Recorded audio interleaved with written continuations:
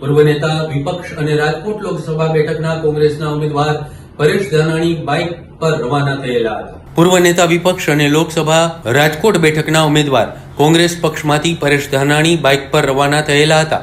રાજકોટ લોકસભા બેઠક લડવા ખંભે થેલો અને બાઇક પર નીકળેલા હતા. પરેશ ધાનાણી પાછળ પ્રતાપ દુધાત બેસી કાગવડ સુધી મૂકવા ગયેલા હતા. અમરેલી વાસીઓને ધાનાણીએ ભલામણ કરી જેનીબેન ઠમ્મરને જીતાડવાની અપીલ કરેલી હતી. ભારત માતા કી જય, બોલો ભારત માતા કી જય. ખેડ કરવાની જવાબદારી તમારા વિજય બાવા.